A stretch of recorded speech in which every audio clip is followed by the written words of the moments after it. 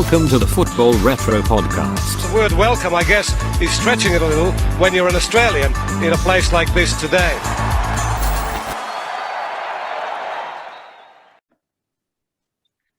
Hello and welcome to episode 39 of the Football Retro Podcast. I'm your host, Johnny, and today I'm joined by a special guest and my co-hosts, Darcy and guest Fernando. How you doing, guys?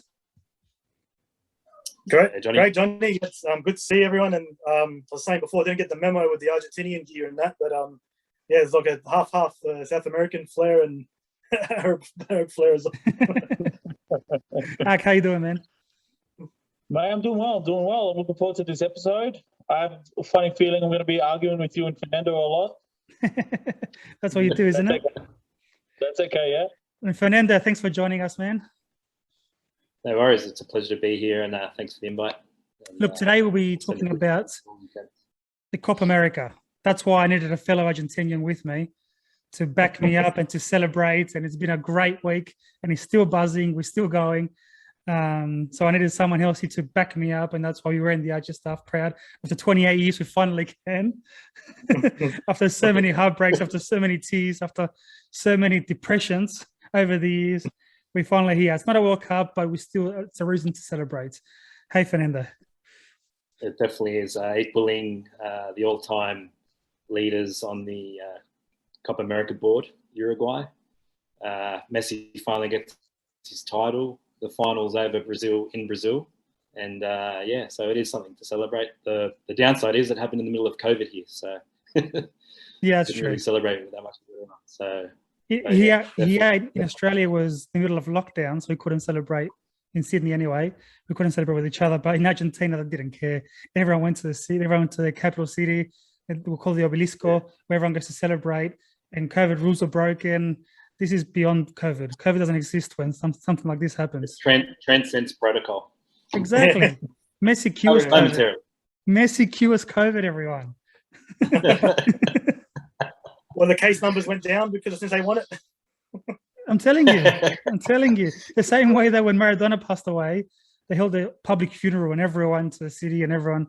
Things like this cure COVID. Don't worry about COVID. Look, it happened in England and Wembley and packed house. Don't worry about COVID. Yeah. If you're depressed, you're obviously more susceptible to a lower immunity. So 100%.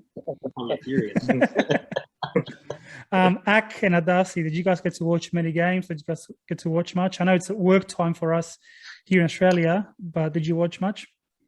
Yeah, bits and pieces every now and then. Whenever I could catch a game, I would. I'd catch the highlights. Optus Sport had good coverage of it. All the games shown and the 3-minute highlights you could watch and the full game and whatever else they got. But yeah, catch quite a bit of it. And a bit of a shame it had to be played behind closed doors apart from the final, which had a bit of fans in there. But, it was good to finally see it go ahead after all the controversy beforehand and the turmoil of Colombia pulling out because of political reasons and Argentina pulling out because of COVID issues, and then Brazil literally last minute having to host it, and then also the talk in Brazil not wanting to host it, people in Brazil not wanting it anyway. And then they said, no, we're going ahead, and the players were uncomfortable, but, good to go ahead. And also, a bit of a shame Australia couldn't take part. They were supposed to be guests, and they were supposed to be playing with Argentina in the same group. But, I think it was going to happen. They weren't going to take part. But, it was good to see it take part. Same time as the Euros. I think the first time it's happened. Is that right? Same time as the Euros. So you just covered the whole show at Dusty. Everyone, thanks for coming. Thanks for tuning in. It's been a pleasure. See you next week. That's just, yeah. You're 100% right. Like we'll do one step at a time. And you mentioned Up to Sport. Having coverage. Look, I wouldn't say excellent coverage for the Euros. Yes, for the Euro they had amazing coverage, different discussion points, different views, the warm up, that, amazing. For the Copa America, it was only the games, and the commentary was below standard for my life. It was almost as though they were mimicking the no crowds. it was only until the final that they had a guest panel. And like I said, look, I'm grateful they showed the games. They showed every game. They showed the highlights, and they had a platform for it. I think it's what we needed in this country. But at the same time, the commentary was a little bit below par for my liking. Yeah, no, I totally agree. I mean, I found the format and structure of the sport really, really confusing at times. When it came to Copa America, I mean, displayed in large font and a large screen would be the England game from the night before. And then right below it would be the Brazil game going live in the quarterfinals in like this little small box. And I was like, oh, what? There's a game on live right now? Why do you know?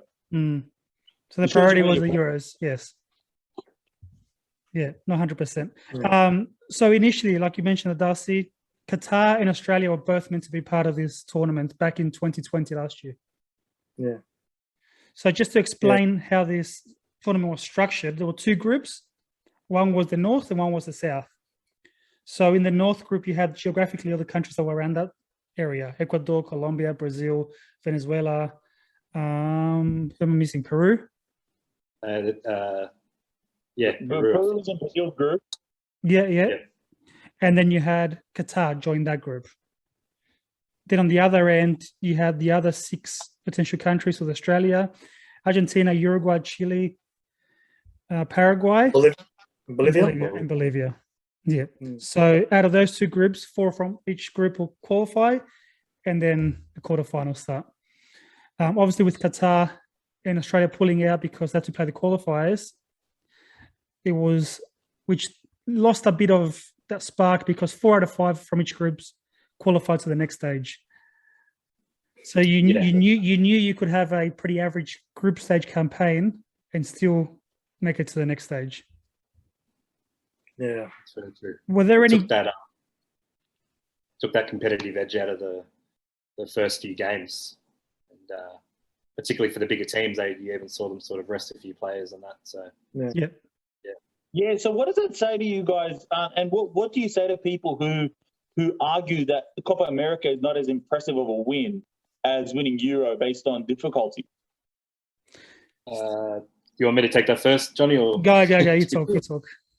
Yeah, look, I've got to wear my heart on I always wear my heart on my sleeve talking about football, but I've got to also be objective. And to be honest, I was having this conversation with a friend the other day. The Champions League, for example, a couple of my mates argue that the Champions League is the best competition to win.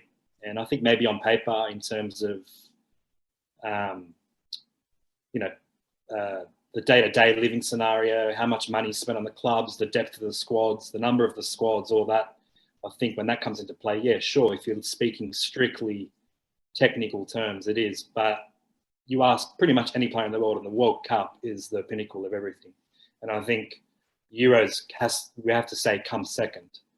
Really? And Copa America for me comes third, even though it is the oldest tournament on in the world. You know what I mean? And there's 3 World Cup champions among them. The only issue I have is when, and I noticed that a lot at this tournament, at the last one as well, when people say, oh, any of the quarterfinalists can beat the top 3 in South America on their day. That might be true, but I don't believe that all of the quarterfinalists of the Euros were better than the top 3 in South America. I'd say maybe only half of them could beat them and are better teams. Obviously, Italy and England. I think France, even though they didn't get that far, were probably still the team I'd include in that list. But there were teams like Switzerland, Ukraine, that I don't think could easily beat Brazil or Argentina or even Colombia for that fact. But yeah, definitely Euros for me is just that step higher. But I don't think it is as good as the World Cup. The World Cup's a whole different ball game. It's not easy to beat Brazil in Brazil. That's true as well. But there was no real public there. That was the other thing. Yeah, we can take that into consideration. Look, I find the Euros to be more professional as well. Better organised, better marketing, a lot more professional than any South American football. The constant change of fixtures, the constant things that happen in South American football that wouldn't happen in Europe. Just professionalism is much better in Europe. That's what I find. Now, quality, yes. But then again, you're not lacking superstars in the Copa America either. Uruguay is filled with superstars. Chile has players to play in every top league. Brazil and Argentina, of course. But even the Colombia as well. Colombia is massive. Ecuador, you got some players coming through. I mean, even the Peruvians have players in the top leagues now. So it's not a below par league. I mean, yes, you've got teams like the Czech that did well, but Colombia will probably have better players on paper than the Czechs did. Yeah. So it's tough to say. And in the World Cup, we see the Colombians, the Ecuadorians go a bit further and further with the tournaments in the last 20, 30 years compared to previous tournaments as well. So yes, it is rising as well. Yeah. Good Fair question, enough. Doug. Hack. Yeah, great question. Yeah, so you mentioned that. Then we spoke about the tournament being changed, and this was a big talking point because up to early June, 3 weeks before the tournament started, where was it going to be played? First, it was Colombia and Argentina, like we spoke about. Then Colombia pulled out because of political reasons, political unrest, people rioting in the streets. It got taken from them. Okay, who's going to be hosting it with Argentina? So Chile put their hand up, Brazil put their hand up. Argentina said, we'll do the whole tournament. Then 2-3 weeks before the tournament started, too many COVID cases. It's not healthy enough. It shouldn't be played here. The government said, no, it's not going ahead. Is it even going to be played? What's going to happen? So they took it from Argentina and gave it to Brazil, who's got the worst record for COVID in the whole of South America. Can someone explain that to me, please? That's what I didn't understand. I thought, look, if Argentina and Colombia are going to pull out of this, I thought that's it. They're going to can the whole thing. But they actually went ahead with it. They were. What do you think is a financial reason they had to do it out of necessity? What do you think? It was definitely a financial reason. I remember listening on the Argentinian radio that CONMEBOL had, which is the South American Football Federation, they had a lot of money on the line. I can't remember the exact figures, but there were a lot of broadcast rights and sponsorships for the tournament, and it had to go ahead. So, from that point of view, I guess it makes sense. But I remember what Johnny was saying just then. The USA put their hand up as well at one point. They had all the facilities. That was crazy too, because even though they'd recovered with the vaccine rollout and all that, up until that point, they had been one of the hardest hit with COVID as well. But they obviously had the facilities, and they've hosted big elite sports before. But it would have felt different having it in the USA, especially if they're not participating in the tournament. And then the whole saga with Brazil players, a few of them, texting players like Messi and Suarez in other teams and saying, do you want to go ahead with the tournament because we don't know if it's ethically a good move. So it was very interesting. It really did feel like I genuinely thought up until about a week before they gave it the green light that it wasn't going to be going ahead. But for you guys, for Argentinians, did it add a bit of extra? Like a bit of extra spice that the tournament was taken away from you guys and given to your rival? I don't know about Johnny, but for me, it was the priority was for the tournament to be played, and then second, I actually liked the fact that it was in Brazil. To be honest, I feel like it gave us a little bit of an edge. Yeah, because that was like Messi said, the dream final, Brazil and Brazil. With or without public, obviously a different thing with the packed Maracanã, but. With or without public, it's in Brazil, and they were favourites. So I don't know about if Johnny agrees or not. But. When he first was moved, I'm like, I want Brazil in the final.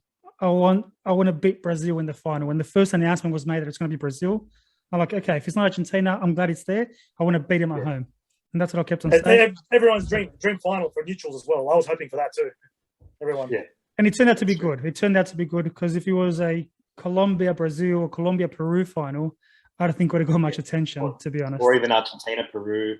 And also, from a practical point, which often gets forgotten, Brazil has got the facilities. They've just hosted the World Cup, the Olympics, the previous Copa America. So, as long as the protocol, the safety protocols were in it, it was a very doable tournament from there end, I think. But they didn't win the World Cup, did they, at home? Nah. What was the score in the semi-final, Darcy? Can you remind everyone, please? It was greater than 6. Just wanted to put that out there and remind everyone. 7-1. 7-1. That's actually I think that was the last time they had lost at home before this Copa America, Brazil. In a competitive I think game. it was the last time they lost at home. And the last match they lost, I think, was that quarter-final to Belgium from memory. Or the last competitive match at home. So yes, it was. Yeah. Crazy undefeated record. Yeah. That's crazy. Yeah. So let's jump into the tournament now. Any teams that surprised you guys, or any teams that you thought did better than expected? I was going to say, team maybe Peru did well to get to the semi. Sorry. Yeah. But did they start off slowly? Recall they started off the tournament slowly, then they kind of improved as the games went on, and they made it to semis, and they pushed Brazil in that semi-final, and yeah, they did quite well. And I think they've had a good past few years. In the World Cup, they were unlucky in that group stage where they could have made it out of the group, but yeah, I thought they did well. And Colombia as well, they pushed Argentina in that semi-final as well. I think they gave them a tough game. With Peru, sorry, go. Sorry, mate. Sorry. I agree with the Dutch thing about Peru because, I mean, like, I don't know about you guys, but I thought Peru-Paraguay was the game of the tournament. I didn't watch a whole lot of the games in the rounds, but then definitely when it came to knockout, I was watching most of the games, and I thought that quarterfinal against Peru was amazing. Against Paraguay was amazing. So I props to them for that. And at the same time, like you said, Colombia played them. Luis Diaz has scored some belters in this tournament, so that was quite surprising and quite exciting as well. Did you hear who's after him now? No. Your mate Mourinho wants him at Roma. So he's like, and don't forget Colombia. Colombia didn't have James as well, so they did well with their star player. They didn't have him. Player, so. They didn't have him because they didn't pick him. Yeah, it wasn't that it wasn't available. Yeah, it wasn't selected, right? Because he spoke against the Colombian, obviously coaching staff or whoever for not picking him. So he was available, but he wasn't picked. Oh, I thought it was an injury. Oh no, he actually wasn't picked, which is surprising because even though he may not be a walk-in into the first starting 11, you would think he'd be good enough to be in the squad. Yeah, well, yeah. He's still got some quality. He can pull up his sleeve. But yeah, it says a lot about Colombia's strength as a team that they could go that far, or they could go at all without James. Well, they finished third. That is great because James Rodriguez is basically. I'm not comparing the two, but at the moment for Colombia, he's basically Valderrama. And in the past, you would always see Valderrama, on the bench at least, if not on the field. And not a player they could do without. And at the moment, you're right, Akram, the depth is really showing because you can afford to leave a big name player like that out. I mean, it really speaks to the quality of Colombia at the moment. Going back to the selection criteria, right? The people making the selections, like who does not pick the player with the biggest name and biggest marketing value for Colombia? It shows a lot of faith that they had in the playing squad. Yeah, it does. But in saying that, I was actually going to make this point a little bit later on. But I think Cuadrado stepped up to the plate as the sort of unexpectedly in my books. I mean, I know he's a great player, but in terms of wearing that, the flag, being the flag bearer and carrying the team, he really did it. For me, it wasn't, for the whole, Messi scored 4 goals. I think he rightfully deserves the player of the tournament in my book. But if it wasn't for that, Cuadrado was, for me, the second best player on that level. And so the way he carried Colombia, the quality of goals he scored, he defended, he attacked. I feel he really came. He scored a really crucial penalty against Argentina in the semis. I think he was a true leader, and for me, I think in that regard, it sort of gives the Colombian coach or the staff that did the squad selection, it sort of redeems them in a way because it was almost like James was not missed, to be honest, and that chemistry was there too. Unlike the Euros as well, in South America, before the tournament started, just before the week before, they played 2 World Cup qualifiers. So you went from playing 2 important games to playing straight into the tournament as well. And Argentina did play against Colombia, in a 2-2 draw. They were leading 2-0 for the first 85 minutes, and then Colombia equalized right at the end. So these important matches did occur where teams were versing each other, and then had to verse each other against in the Copa America. An intense camp for the players. I know the Argentinian players didn't see their families for like 50 days. I think 1 or 2 of the players had babies in this time while they were in the bubble and they couldn't see anyone. So I think they were the only team to not break the bubble. So they were the only team to stay within just the staff that were there, the cooks, the chefs, whatever. And for the whole 40, 50 days, just them and nothing else. And that's what makes it even more special. Going back to Peru just for 1 second, since Gareca took over as coach, they've done extremely well. They finished one Copa America in third spot. They were finalists in 2019. They qualified to the 2018 World Cup, which they hadn't done in a long time, I think since the 80s. So for a team like Peru was a team that in South America, you knew at home you'll take 3 points. You knew that it was one of those like Venezuela and Colombia, Venezuela, Peru, and Bolivia. You expect the 3 points. That doesn't happen in South America anymore. They're not three countries where you think it's 3 points guaranteed. And Peru has shown that in the last seven years, Fernando. Yeah, I agree that in the last 7 years it's been the case. I wouldn't say their whole history was like that, to be honest. I think in the 60s and 70s they were a very, very tricky side to play at home. I don't think it was always guaranteed 3 points. I think other than maybe Brazil, no teams have guaranteed 3 points in that era. I remember Argentina having a few tricky qualifiers there, Uruguay losing some games there. So from the 80s, sort of late 80s to the early 2010s, they were whipping boys pretty much. It was a guaranteed 3 points, I would say, yeah. And yes, and that's what I love about the South American national team football. Like, you just don't know what to expect sometimes. Like, Bolivia will have the home ground advantage of the high altitude. Going there is a challenge, and even Ecuador sometimes will have that. And Peru, when the crowds are back in the stadiums, the atmosphere is there, very hostile, and you just don't know what to expect. And they call it a marathon qualification process, right? They still call it a marathon because 18 games. 18 games, yeah.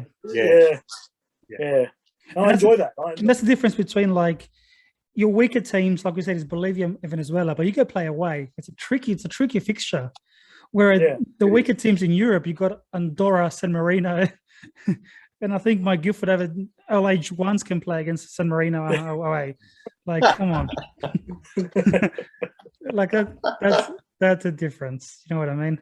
Yeah. But also you've got to factor in the travel time as well.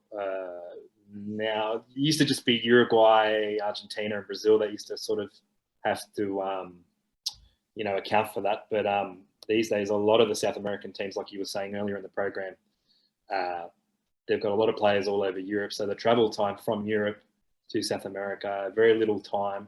And then South America is a big continent. So it's not much smaller than Europe. And the travel, if you're lucky, you might get a game, from Argentina's point of view in Uruguay. It's only a couple of hours over the border. But if you've got a game in Colombia and then you've got one in the altitude in Ecuador, it's not an easy thing to do. So I think that's the other thing you've got to consider when they call it a marathon.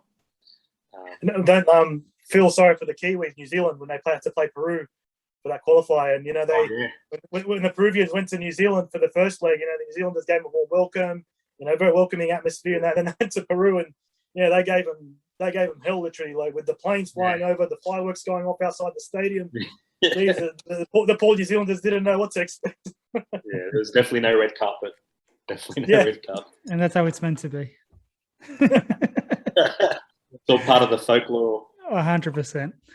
Before we move into the two big nations, I wanted to touch on Chile and Uruguay. So Chile first. You feel like it's a country that's transitioning into the younger squad coming in, the younger players coming in, and the older players still leading the group. They were without Sanchez for the first few games because of injury. Vidal was obviously very influential. But like I said, it's like they held on to a few players from the past. Obviously, they had the glory of 2015 and 16 winning this cup. So some of those players still playing for them. You got Bravo, who was amazing in goals. But then you had the younger generation coming through as well. And it feels like, from watching them, it feels like they didn't gel well. I don't know what you guys saw, what you guys think about that.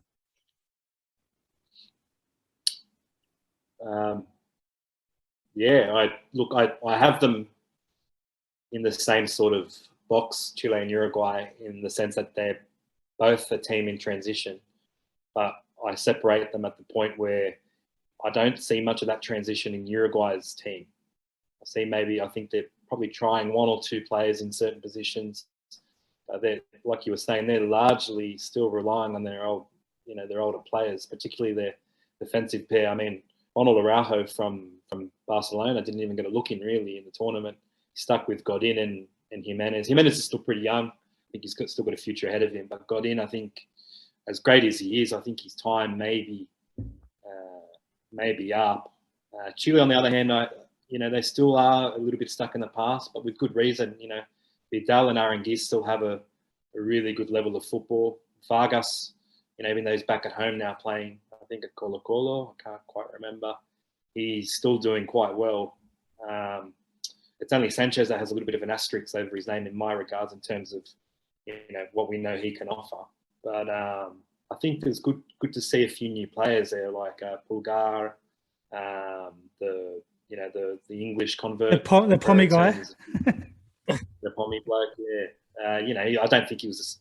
I think they hyped him up a bit too much. But it was good to see a few new faces there. Murray Pun, who's been there for a while now, but he's still pretty young. I think Chile is handling the transition a little bit better. I think Uruguay, I don't know if it's because of a lack of depth or poor selection, but I don't think they're transitioning very well. Look, I think Uruguay have been very loyal to the senior members of the team. Yeah. Don't get me wrong, Cavani and Suarez obviously are still very active, very important in their respective teams. But even, I'm sorry, like as much as I love him, even with a coach. Yeah, well, I mean, I love the bloke too, but it's probably that time as well, I was going to say about Uruguay, I expected a bit more from, I don't know, just looking at the team on paper, like, Suarez, Cavani up front, Federico Valverde in midfield, key player for them. And Torreira. There. I expected a bit more from them. I don't know, is it just me or just the fact that they're just getting a bit aging? But that's the thing with us, like what Johnny and Fernando have alluded to, I guess, is that they're kind of bridging between that young guard and the old guard, where you have Godin, Cavani, and Suarez, but then at the same time you have Valverde, Torreira, Bancacu, who are all like coming in. When you have that transition, you are going to get some growing pains and some chemistry issues and stuff like that. On paper, Uruguay have an amazing squad. I mean, you just mentioned that in the midfield, and you didn't even mention De Arrascaeta. De Arrascaeta plays Flamengo, does it very well as a 10. You got Nandes, who's placing Cagliari, and he's a very good midfielder. So on paper, Uruguay have a very good squad. Yeah, their midfield is insane. In a few years, they're going to have one of the best midfielders in South America. But do you feel like their coach is holding them back, maybe? Tavares? Is he past it? Or do you think he's still got what it takes to lead them? I think everyone's got so much respect for him. And everyone treats him so well, and like that they won't get rid of him. Obviously, they wait for him to retire. But I don't know how active he is in the coaching role, or he's allowing his assistants to take over. Because you watch the matches and he's sitting on a chair, obviously, because he can't walk properly. So I don't know exactly how active he is and how involved he is, or is he training a younger generation of coaches that I don't know about, because I'm not very involved in the Uruguayan squad to take over him. I don't know. Ferro, what do you think? I mean, I think he does still have some input. I think knowing his character, unless he's softened up in the last few years, knowing his character, he'd still be getting the message across somehow. I completely agree with the respect they have with him. It's almost like he's untouchable in that regard. And then you add the fact that he's had those health complications in the last couple of years. It's sort of a little bit of a sympathetic factor to him. So I think they're waiting for him to walk. And I feel like if Uruguay qualify, and that is a big if, and I would love to see them there because they've got that incredible record at the World Cup. But if they qualify for the tournament, that will be his last tournament. And I think, Darcy, you were touching on it earlier. You were saying, have they got the capability to go far? I don't think under Tavares, I don't think he's the kind of coach at the moment with the way, and I don't mean any disrespect to him, but with the way that modern football is playing now, and with the selection of players that he has, I don't think he's the kind of coach that will take him to another semi in the World Cup. So I think he with a bit of a favourable group, they'll get through a group stage, maybe a surprise win in the round of 16, and I don't think they're beyond quarterfinals unless something really changes in the next 12 months. But unfortunately, I don't see them as contenders in the next World Cup. they'll turn up. They'll have a team, ready to compete. They'll get a surprise win every now and then, but I don't see them being contenders. They rely heavily on that old Uruguayan tradition of playing with heart, playing with passion, giving it 100%, giving it that fight. Yeah. But in regards, like you say, like to the footballing style, you may be right. Plus, we all know that Uruguay is going to finish 5th and play qualifiers, like every World Cup. Oh, New Zealand. those good old days of playing the Socceroos, huh? Please. Yeah, 2 times in a row. So It's like a mini derby now. Especially after the November of 05 incident. Yes, 100%. Yeah. Bit of rivalry there. Uruguay. They don't like it. They're not happy with when you tell them you're Australian. That's a good question, but who do you think? Give me your top 5 for South American qualifiers, Fer. Ooh, very hard to. Just too many interruptions this year. I mean, it's hard enough on a normal day, but too many interruptions with COVID and all that. And the Copa America is just, I thought I had it figured out. Put your balls on the table. Come on, give me your top 5. Whole other. Yeah, look, I think Brazil or Argentina. I'm going to say Brazil by like 1 or 2 points difference in the end. I don't think they're going to beat Argentina in this. I think they might get a draw against us at home, and I think we'll beat them in Argentina, it's a big call, I know, but I think we've got that. We want to get a little record on there. We want to get the head-to-head over history back in our favour. Just tell me who's going to qualify. Give me the 4 names. Yeah, look, Argentina, Brazil, Argentina. I'm thinking Colombia probably 3rd. 4th for me will be Paraguay. I think they've got something that is just they're gonna get through, scrape through in certain matches. And my 5th's out of Peru and Uruguay. Okay. So at the moment, I'll probably say Peru. Yeah. Oh, interesting. So I'll go Brazil, Argentina, Colombia, either Ecuador, Paraguay, and Uruguay 5th. Yeah, right. Yeah. It's interesting you guys mentioned Paraguay. I know they've missed the last 2 World Cups. I remember they used to be regulars from 98 to 2010. Do you see them? Yeah. They've got up-and-coming players. You see the good future for them? Fair. I'm not too familiar with their players. I know Almiron plays in the Premier League. I love Almiron. He's a great player. I think he's their key man. And then you've got the Romero brothers that play in Argentina for San Lorenzo. They're players. And Gustavo Gomez, who's the captain at the back. Yeah. He's very solid, very international, very experienced player. He's a Palmeiras, isn't he? Yeah, I think so, yeah. But they also, I think Paraguay suffer a lot from nationalising players. I think there's about 7 Argentinian-born players in the squad at the Copa America. And, that can add quality to your team, but at the same time, it takes out a lot of them are 3rd generation or 2nd generation Argentinian, or they've got one Paraguayan parent there, their mother or father, I think, and they've been brought up in Argentina or they've played there for the last 20 years, and I feel like that might take the passion out of it, which Paraguay, I think, on a lower scale is very similar to Uruguay. They've got a bit of that fire in them, proud small nation, and I think players that weren't born in the country, and 1 or 2 is fine, but having nearly a 3rd of your squad born outside the country is, I think that can translate on the pitch. I don't know. Yeah, fair enough. Yeah, but I do see them qualify. I just have this feeling that they're very tricky to play at home. So let's move on to the hosts, the defending champions, the runner-ups. That's my favorite label out of all of them. So just to give you a quick stat, before there's a bit of echo there. Why am I? Someone fix that. All right. Before I can see hear myself. I'm going crazy. Someone fix that. All right. Now, before this tournament, Brazil had hosted the tournament 9 times, and they had won it every single time. So every time they hosted the tournament, they won, which is massive. Yeah. A massive achievement. 100%. So this is the 10th time hosting it. Argentina obviously were not favourites throughout, but Brazil were. On paper, I think Brazil's got the strongest squad in the whole tournament. Obviously, they got the chemistry. They hadn't lost a game in, like we just mentioned, in so long. The last time Brazil lost at home to South American teams was in the 70s for an official match against Peru in the 70s. That was the last time they lost at home to a South American team. So by far, Brazil were the heavy favourites.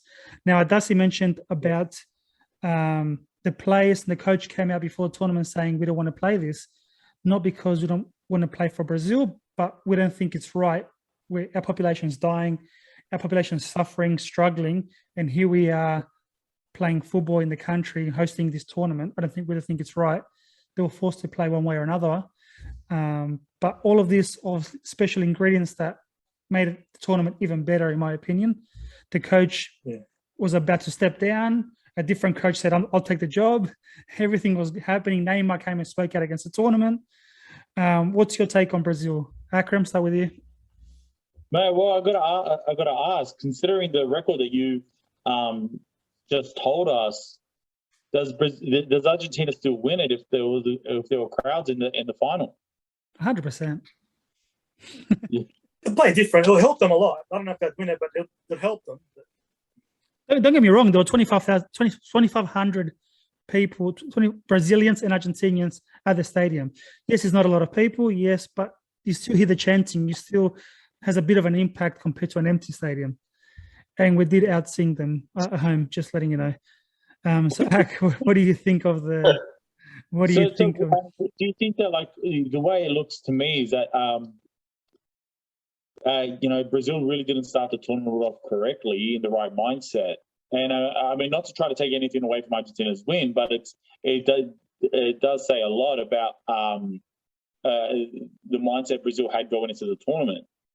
I found Brazil's performance really relying on a lot of talent, but overall disjointed. And maybe that speaks to a lot of the confusion and division that might have been going on in the locker room regarding playing the tournament at all. Look, let me just jump in there because the first two games, Brazil won 3-0 and 4-0 against Venezuela and Peru. Yeah. So at that stage, everyone thought, tournament's over. Just give the cup to Brazil. And the third game came, and there was a bit of controversy around that one. I don't know if you guys watched it, but it was the game against Colombia, where once again Brazil got a helping hand at home, just like the last Copa America. They ball hit the referee, and they scored from that play. In today's law, football law, that's game should be that when you stop the game to drop ball and play on. The referee played it on, VAR checked it, and they still gave Brazil a goal and a late winner at the end. And that's when things started changing around. So they did start strong. In the first two games, you thought, give the cup to Brazil, the tournament's over. What do you think about the Brazilian squad, Adasi?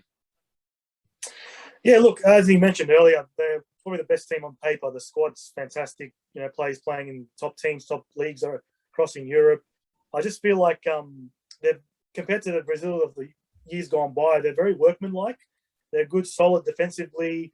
They all work well together, and they're not as the entertainers of the Brazilians of the past with guys like Ronaldinho and Ronaldo and Kaká. Neymar's probably the only player that I can think of that has that flair, but they just work well together as a team. And a lot of the games that they scraped through, and just in the final they got undone. Argentina did a great job in stopping their style of play from happening, and credit to them. So look, there was a lot of pressure on them from hosting the tournament. I think correct me if I'm wrong, but there were a lot of fans even in Brazil were hoping for Argentina to win it just for Messi. So you can see that probably maybe annoyed them a bit. I'm not sure.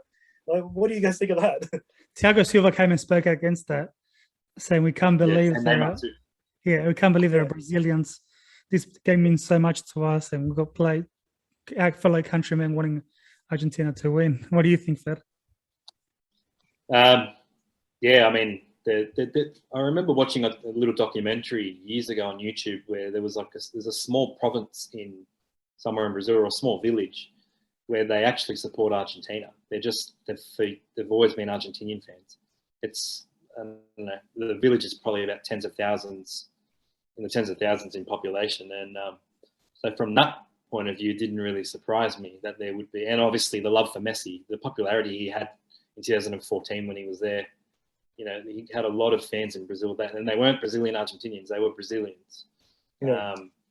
In that regard, it didn't really surprise me. But I feel you touched on something there, Darcy, with the whole. It can go. It's a double-edged sword. It can either fire you up for the game, or it can work against you. And I think it's a similar sort of premise with the whole tournament being held as well.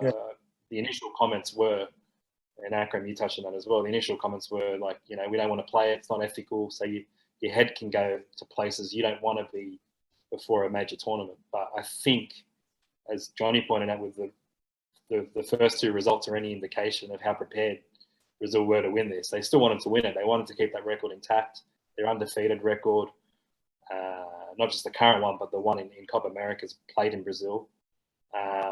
And I feel like they knew the final was going to be with Argentina. The way it was set up in terms of which teams played each other, which I think did the tournament a great service, that they didn't have to meet in the quarterfinals or the semis.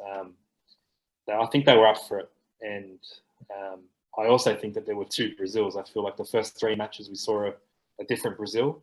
And in the sort of the later stages, we saw a Brazil that I still feel was the better team than all their opponents, but a very gritty, like you were saying before, Darcy, unflamboyant Brazil that we're not really used to seeing in the past, but they still got the job done. Yeah. See, it's funny because, like, I look at that team, and in the games I watched, I thought there was quite a lot of flair and flamboyance, just not a lot of coordination, not a lot of teamwork. I mean, you still had Paquetá, not just Neymar, you still had Paquetá, Vinicius, Richarlison, all moving around. And a lot of the time I felt that they kind of put their head down and tried to dribble past the first person that they came up against. There wasn't a lot of chemistry, a lot of teamwork, a lot of movement, no tiki-taka, no jogo bonito, no style, and no cohesion. You had Jesus and Firmino up front as well. Gabigol coming off the bench. Thiago Silva. You definitely need that workman-like player like Casemiro and whoever. But at the same time, I thought from a technical standpoint, they were doing pretty well. Just that there was just lack of chemistry. Neymar didn't seem to really be able to conduct the play. They had no player in midfield that was more involved and more concerned about playmaking and moving the team around. You had your defensive midfielder, and then you had guys who were just going to run at the defense and see what happened. You're right. They didn't have that Rivaldo kind of player. You are right, like a playmaker. To touch on Neymar for a second, he had some amazing games, but I don't know if you guys watch League One often. I could not stand the diving, the exaggeration, and the rolling around. Every time anyone gets close to him, I know South American football's got a bit of that, but I feel like, and if Fadi was here, he'll be very angry right now. But I feel like this is something that's letting him, ruining his chances of becoming one of the best players in the world. Is his style of play of just exaggerating every single touch, every time someone's close to him. What do you think of Darcy? Yeah, it's a shame because for me, if it was barring the injuries and that, outside of Cristiano Ronaldo and Messi, one of the best players in the world when he's on his game. But the problem is, it's not happening on a consistent basis. So whether because of injuries or loss of form or whatever it is, you haven't seen the best of him on a long level. So just during the tournament, I think it does sadden people as well to see him that way, and all the overreaction, the play acting, the diving. Look, he does get targeted. No, don't get me wrong, but the overdoes it, and not a good look for him, and not good for Brazilian football and South American football in general as well. So, yeah. In saying that, look, they do look strong overall. In the qualifiers, they're coming first with perfect, I think, with 100% points. At home, they're unbeatable. Well, not unbeatable, but They're very strong at home. I think they'll do well in the World Cup next year. Yeah, for me, Brazil is still in the top. The result in the final doesn't change anything in terms of if we're analysing the team, player for player.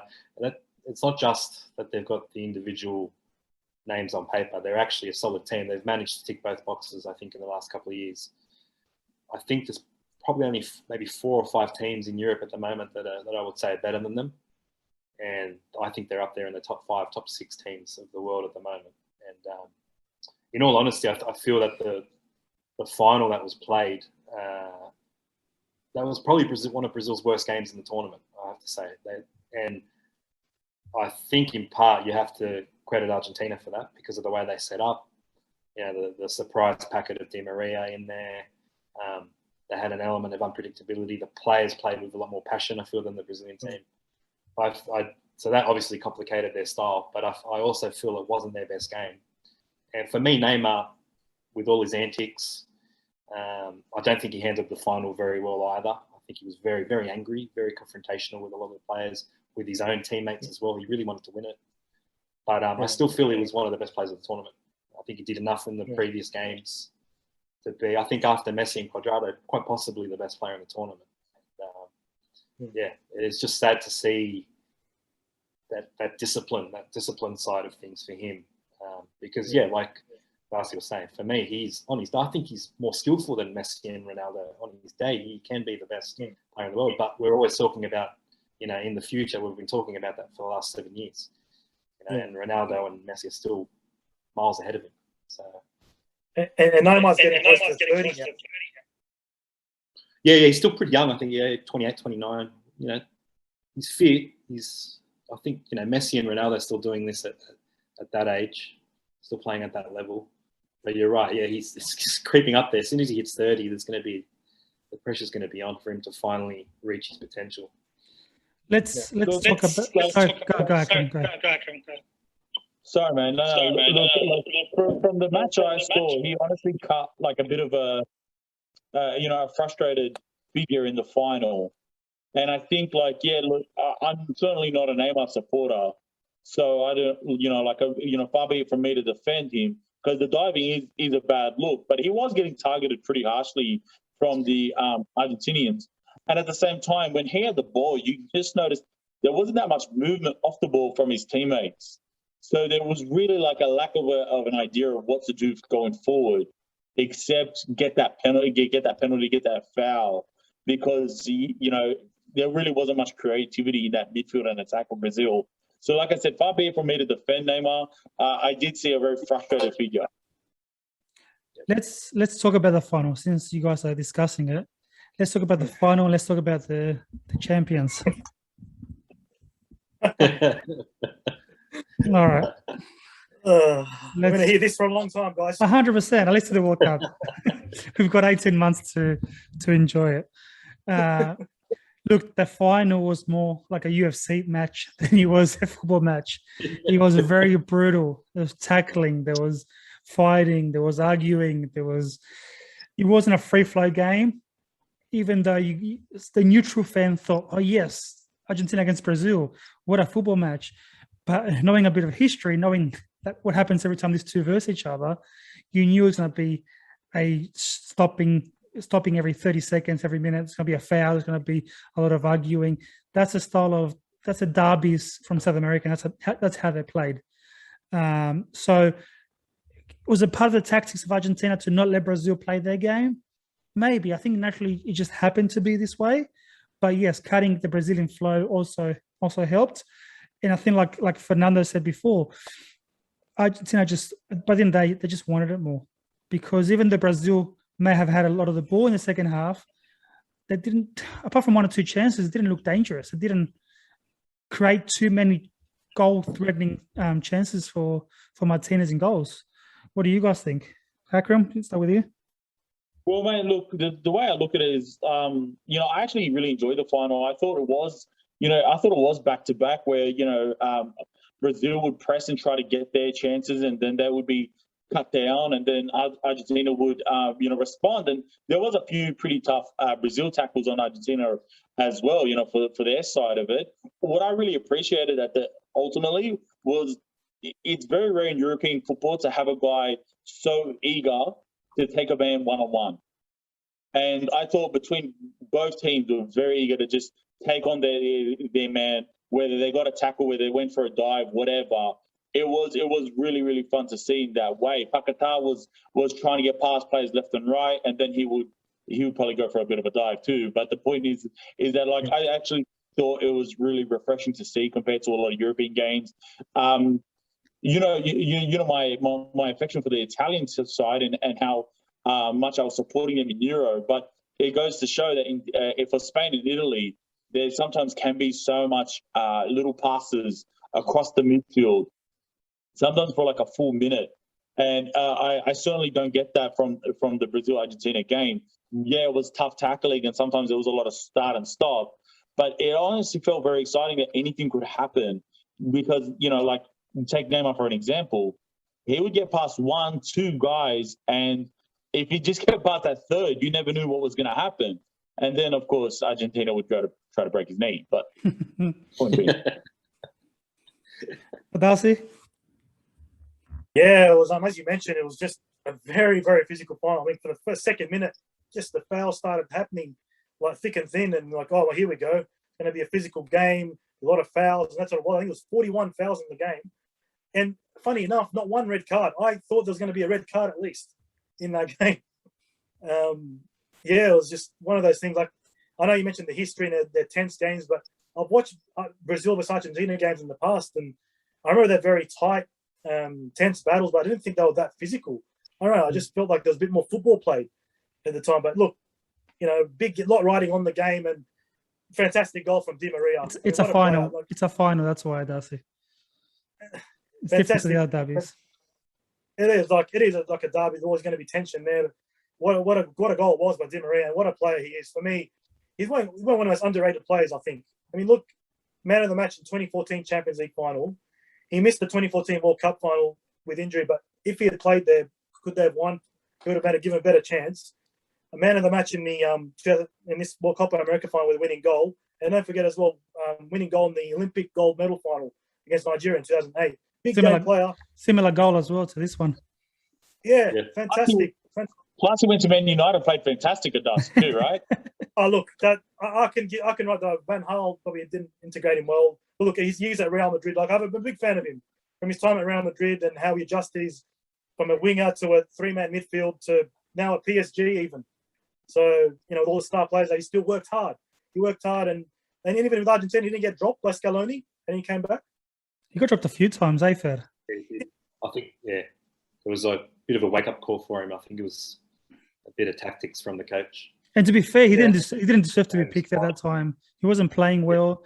Every time he got picked for the national team, he will step up and not play well. So he got dropped with reason, and he earned his spot back. And to be fair, he only played in the final because every time he came off the bench this tournament, he did extremely well.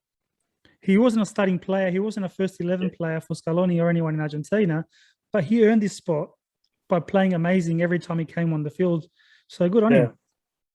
Yeah. He was actually much maligned before the tournament for the last 2 years. I think it was a masterstroke. And I think my memory of the final was when the team sheet was read out and I saw Di Maria's name on there. It was a bit of a head scratcher for me. But as the game wore on, I just thought to myself, there was no way Di Maria, with his experience, with his hunger to be in a final and win it, with his redemption on the line, there was no way. It made sense that he had to be there. There was no way he was going to miss it. So I think that was definitely a masterstroke. I know that word gets thrown around a lot, but I think it was definitely a masterstroke from Scaloni because it ticked all the boxes. It was fitting for Di Maria. It was fitting for Argentina. It made Messi happy, and also Brazil did not see it coming from a tactical point of view. So I think it was great. To be fair, when I saw him on the screen, because he's been such a great impact player off the bench, he was the first sub, and you knew it, and he was doing so well. When I saw him in starting 11, I'm like, "Why are you doing this?" I go, "Why are you playing?" Like, that's the first thing I said to the TV. Why are you playing? Why are you on? Like, you should be off the bench and coming on like you've been doing the whole tournament. And then when he scored, I felt like going down on him. Like, it was amazing. I loved Scaloni, I loved Di Maria, I loved everyone. But You could say he's a big game player. yeah, but in the finals, he hasn't stepped up in the last few finals. He's always injured, always. I don't know. So he took his goal really well. Like it was a fantastic touch, and he took his goal well. But what do you guys make out of DePaul's performance? amazing. DePaul was up there with player of the match. If it wasn't Di Maria, DePaul should have won it. What do you think, Fernando? Yeah. Well, I said to my partner when I was watching it at the time that for me, DePaul, and not just the final, but the tournament was really good of his. But the final for me, he was the best player of the match. And then Di Maria, I'd have. How do you think it'll go for Atletico? It'll be interesting. Yeah, I think. Yeah, look, I think he's definitely, without being as aggressive as Simeone was as a player, or as many people think he demands of his squads. He is an aggressive player with the ball. He's got the right winning mentality, the hunger, the drive to go forward, the sacrifice to drop back when he has to, do the digging work if he has to. He's a true box-to-box midfielder, which I feel Argentina's been lacking in their national team for a while now, probably since Simeone retired, to be honest. Cambiaso was sort of like that. Didn't have the same aggression, though. So I think DePaul, for me, probably getting sidetracked a little bit here, but a little bit on history on DePaul. When he was a youth player, when he was very young, he started off as a number 5, what we call in Argentina a number 5. Other countries, it's a number 6. It's a defensive midfielder that's both creative and destructive in terms of defending. The Redondo role? The Redondo, exactly right. Yeah. So Gargo as well.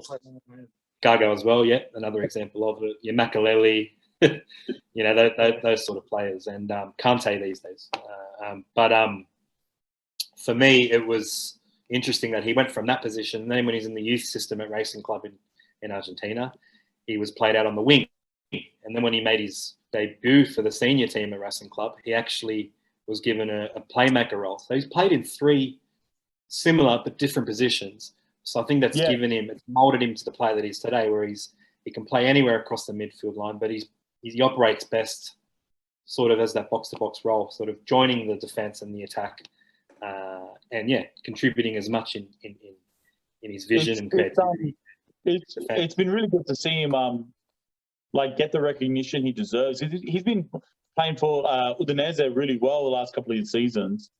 Yeah. And I mean, last year he was actually reported at being interested for Fiorentina at 20 million euros. I think the argument was between 16 and 20, and they couldn't come to an agreement on that kind of area of the fee. A season later, he's gone for 40. Yeah. Yeah. I did hear something about Leeds as well back in the day, and more recently Liverpool, but the fee was definitely not that high. But look, I think he'll do okay. I think it depends on how the squad does. He's not the sort of player that can change, turn a match on its head. But in saying that, he's developing his game. His creativity is being shown a bit more. It'd be interesting to see how Simeone utilises him. He helps a player like Paredes as well in the middle of the park. That Paredes is naturally, when he did his debut for Boca, he was a number 10. So he's his youth, he came out as a 10, and now he's playing a defensive mid role. So it does help having someone like DePaul next to you, helping you with the aggression side of things when you're naturally that's not in your game. One player that I was impressed with in the final was Marcos Acuna, left back. I thought he had a really good game. Oh yeah. Didn't take no nonsense for any of the players. Got stuck in there. Really kept the forward line out. I thought he played really well. Fair. Yeah, that's an underrated opinion. I don't think I've heard anyone, and I do. You've reminded me. I do remember I was impressed, particularly with his first half. I was a bit worried. I personally probably would have played Tagliafico there myself. Just gives you a bit more defensive solidity. But in saying that, you lose a little bit in attack, and I think that's what hurt Brazil. They didn't expect Argentina to really go at them from the wings, and I think you're right. He won balls. He can whip across it, and he's learnt that at Sevilla this last season. Yeah. Really aggressive player. The thing about Acuna as well is that he's not left back. He's not he's a winger. He's an attacking right winger. Yeah. Wow. Okay.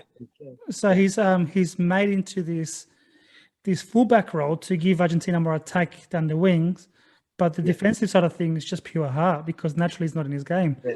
And to win the sport over someone like Tagliafico, who's more defensive but not so much attacking, shows how well he's done. And to be fair, he shut down Richarlison really well all game. And he had an amazing final and tournament. I think that's why he won his spot. Another thing that I wanted to say is Di Maria also won his spot because Nico Gonzalez throughout the whole tournament couldn't score in a brothel with $1 million. He had he was amazing in his attitude and how much he was giving his heart, his fight, his running. He was getting good positions. But mate, he just couldn't score. Like if his wife was pregnant, get a DNA test because it's not yours, mate. Like fucking hell. That much. Far He out. just went to Fiorentina for 22 million euros. I certainly hope he can score for him. Shit. Like I said, great player, great attitude, 100% effort. He'll get in amazing positions as well. But he just could not finish. So many great chances through the whole tournament. He couldn't finish. The Argentinian, would you say is the Argentinian Timo Werner? You're pretty with more heart, but yes, you're spot on. Yeah, more heart, but I think in terms of quality, probably been a bit generous there with that comparison. But I'm a big fan of him. I think he's a lot of those misses. Some were pretty ordinary, but there were a couple that hit the crossbar. In one game, he hit the post. I can't remember which game it was. I think it was the quarterfinal. He hit the post. But regardless, Fed, you can hit across the post a few times, but if you miss 7 or 8 clear chances in the whole tournament, it's not a luck thing. And like I love the guy because you feel bad for him because he tried so hard and but there's one player in particular that I want to bring up and talk about a lot because I think he deserves the recognition as the goalkeeper. Emi Martinez stepped up and it was the first time in I don't know how long that I felt safe in goals. Not even Romero would give me the safe feeling that Martinez came with crosses, with shots, with the big chances, even penalties. You sort of have this confidence in you because you knew he was in goals. He was a leader. He led from the back with his voice, with his feet. He was at Arsenal for a long time. He went to Aston Villa. He's got the record in the Premier League for last season for catching the most crosses in the whole league for the whole. So he's done a lot of good stuff. He finally gets his chance because just to give you guys a bit of background, Darcy and Ak, the media in Argentina hyped up both Boca and River goalkeeper, right? And they put this pressure on the national team to pick both Boca and River goalkeeper. And these two guys were getting chances after chances after chances. Armani played against the French in the World Cup, didn't perform. I never liked him as a goalkeeper. He's a good goalkeeper, but is he the best in Argentina? Probably not. Marchesín had his chance against Colombia when Martinez got injured, didn't step up, stuffed up. This guy comes in and makes a goal his own, like he owns it. And I think we haven't had that in a long time. And he's the first Argentinian ever to win goalkeeper of the tournament, the Copa America. So there you go. Fair enough. What do you think, Fed? Yeah, I mean, I agree. I struggle. I was just thinking back as you were saying that. I struggle to remember a time when we had a goal. We've had good goalkeepers in the past, but in terms of set pieces, corners, crosses in play, free kicks, we've never really had a goalkeeper that comes out and commands the area the way he does. Just plucks the ball out of the air, is willing to cop a head to the ribs. And that, I think that's where the confidence, that reassurance of him being in goals stems from. Because, like you're right, I can't recall a goalkeeper that we've had like that. Definitely not in recent years or ever. You probably have to go back to 1986 with Pumpido or 78 and 82 with Filiol. Because Filiol wasn't, in my opinion, wasn't the greatest with crosses. Pumpido was a bit tidier. And Goycochea, for all his penalty heroics, he wasn't the greatest coming up for crosses. He was a good shot stopper. But yeah, this guy's the complete package. And I think that's how they've done a lot of damage to Argentina in the past. A lot of the times their defense, poor Otamendi, Petzela, they always copped it in the last few years, and rightly so in some regards. But I think one of the main reasons was you didn't have a goalkeeper that came out and claimed them. And these guys are playing week in, week out in the top leagues in Europe, and they had a goalkeeper that did that. But, your likes of Armani and that, even Romero on his day, they wouldn't come out and command the area like that. And having a presence like that in goals it's like having an extra player in the field, in my opinion. You got a good goalkeeper, you got something to build from, I think. Yeah. Another guy that I wanted to mention is a coach. So Scaloni stepped up in the role, but not by accident, but after Sampaoli left in the 2018 World Cup, this guy stepped up into the role, did so well that was given the role permanently. A lot of doubts, a lot of question marks. He's got no experience. And then he wins the cup. Fair? Yeah, well, I'd like to hear from the other guys later, but as an Argentinian supporter, for me, the main doubts about Scaloni were the fact that he had no experience, little to no experience being a coach. But then I thought about that after a while. There were two things that I loved about him. One is the fact that he did put his hand up when no one else wanted to. There was talks of River Plate's Gallardo being the coach, Simeone, Pochettino, even Bielsa was thrown in there at one point, Peckerman for return. All these leading coaches around the world, Almeida, who's doing really well now in Mexico, all of them said that they weren't ready to take on that role and that responsibility, and he put his hand up. He was there all along. And then back to the experience factor, the guy hasn't been the coach of a professional team, and much less the national team. But what was needed at this tournament was someone that had lived that tournament experience. And I feel that he had that. You go back to in his early playing days, he won a World Youth Cup with Peckerman in 1997. He scored against Brazil in the quarterfinal in that match on the road to victory. He played in a pre-Olympic tournament in South America in the year 2000. He was part of the last World Cup squad. He was the assistant of Sampaoli at the France 2018 World Cup. He was at the World Cup in 2006 as a player himself, getting to the quarterfinals. So he was at the last Copa America as a coach. So he did have that experience, from different vantage points. But I think that in that regard, he did have that experience, and that sort of reassured me for a bit. I might be sitting here saying something different if we'd lost the final or if we'd lost in the semi-finals. But I think we need to give him some respect because he's managed to do the most important thing, and that is to really unify the group. He built culture in the squad. He built spirit. He's handled the transition pretty well. Other than Messi, he's told stars like Aguero, Di Maria, Otamendi, you've got to fight for your spot, you've got to earn your spot, and they have. For me, he's ticked a lot of boxes that, even myself, I have to put my hand up and say, I did doubt it early on. But I was confident from the point of view that he was young. He had no other stigma attached to him. So we're starting from zero. If it was a failed experiment, well, we just move on to a more experienced coach. But so far, it's paid off. I find that really interesting. Because what I found is we talked about last week was coaches and their ability to provide leadership and unify groups within international tournaments. We were talking about Deschamps and his failure to really unify France. So, I take that on board. Is that that's such an important thing?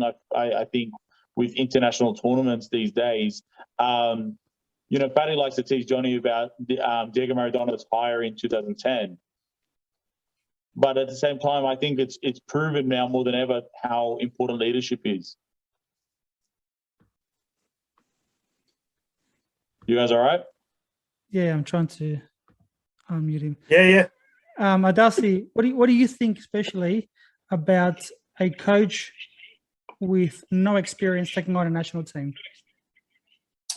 Well, that's the thing with international football is that you just don't know. You only got a certain amount of time to spend with the squad.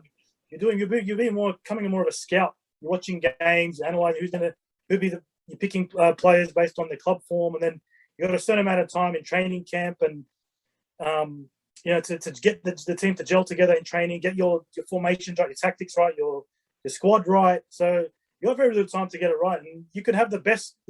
I've seen countries that hire big names for their national team jobs, and it just doesn't work out.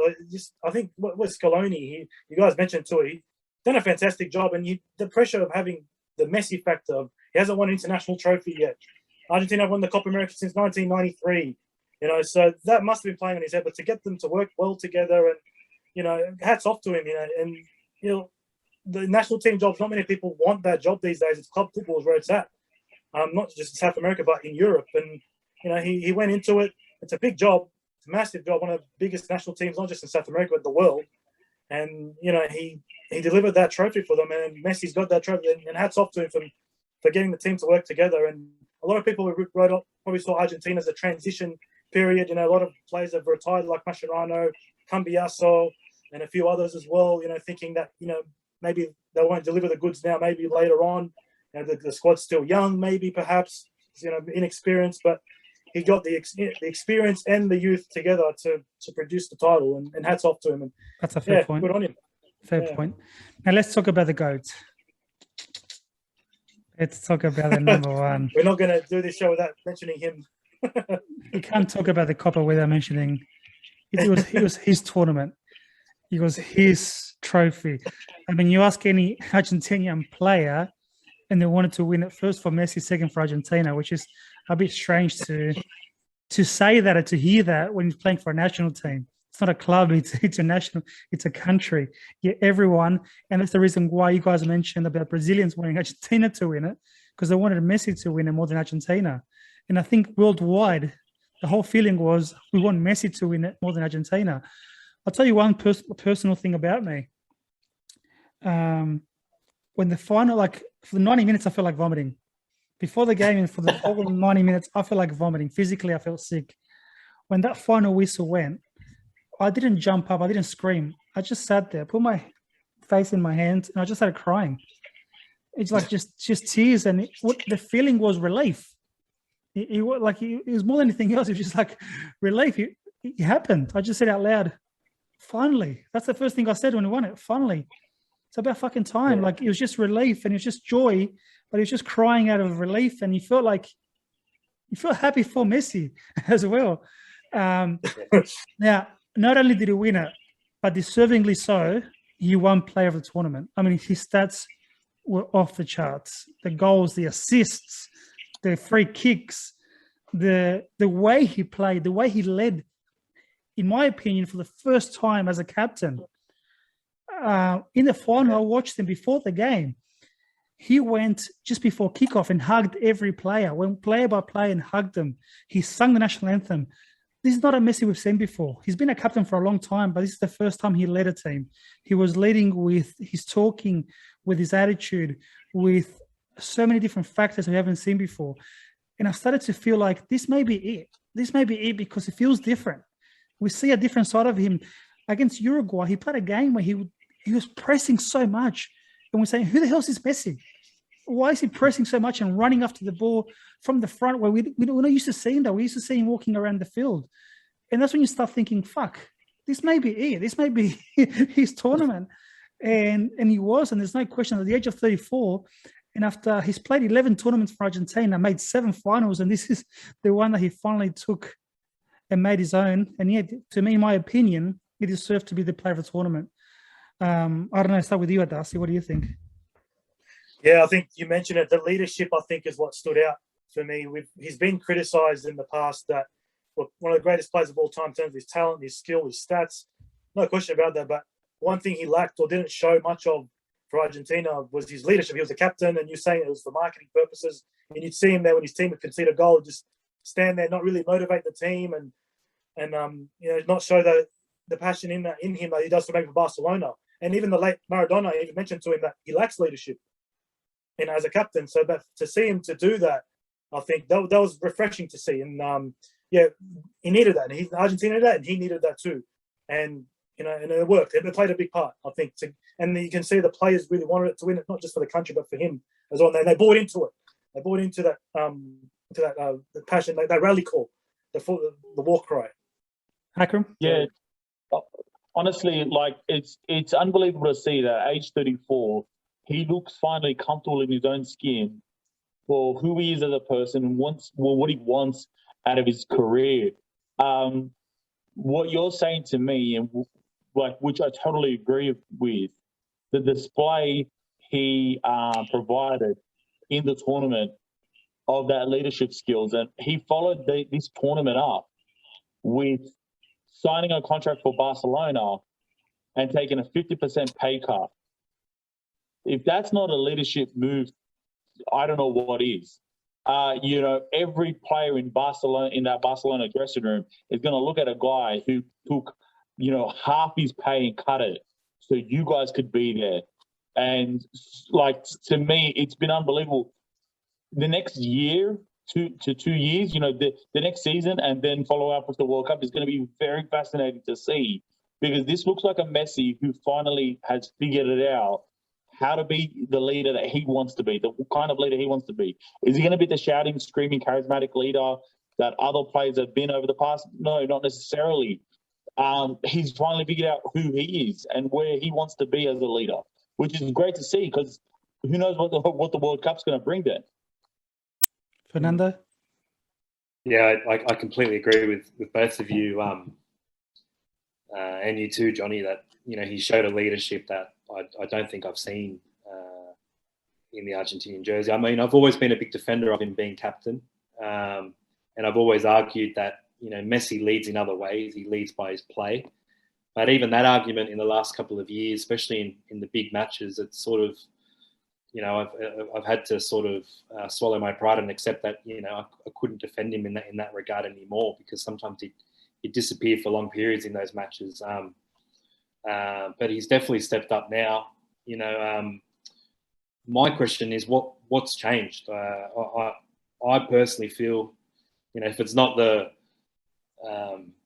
spirit of Diego running through him, is it just the fact that he's happier now, that he's got a team that's sort of been built around him in a different way, not just to get the ball and play it to Messi? Or so is it the fact that he feels secure in his environment now, and obviously 50-something days bonding together in Copa America and that COVID bubble probably contributed to that. But I think Scaloni definitely played a large part in that, and the willingness of the other lads in the team as well to not be in awe of Messi, and treat him as a teammate and a friend as well. I think that's a big plus as well. And I think you guys are right. For the first time, he finally looked comfortable and the leader, like you said, Akram, not exaggerating, not screaming and firing up, but I have seen him in little snippets, get the group together in a circle and talk to them, and I haven't seen him do that much at all, really, for Argentina. And in an Argentinian newspaper a couple of days ago, I read in Diario Ole, Di Maria was telling a story that Paul had told him after the game that Messi said to him before the match, before the final against Brazil, that he knew he had really good long-range passing, and that he knew that the left wing back, what was his name? Renan Lotti? Lottie, yeah.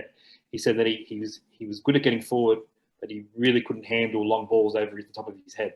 So apparently he said to Paul, when you see Di Maria, if we start with him, when you see him free, just ping it over that guy's head and get onto him. That's exactly what he did for the goal. And that was verified. That's not, sometimes people say, oh, well, in hindsight, people say those things to build up the character, but it was verified by both players, by DePaul and Di Maria. And it's, you'd want to take all the credit if it was solely your idea. So I think for them to say that it was Messi's, I think that shows leadership as well. We never really heard those things about Messi talking about tactics in the change rooms. Honestly, in the past, pumping them up. So, yeah. Honestly, Fernando, I think what you're saying, asking about, what's changed for him, I do think that their coach has played a big part in it. I think Maradona's death has also played probably a part in it. But I also think it's come to that crossroad with Barcelona where he's had to decide, am I going to move forward or am I going to stay? Because I think what the biggest burden Messi's been carrying is everyone else's expectation on him. The Argentinian media, the Argentinian people, and then the media and fans in general worldwide. And I think that the choice was, do I go to look for a team like a Man City or a PSG to to strengthen my legacy, to keep winning? Or do I stay at a place where I feel the loyalty to and feel connection to the city and the fans?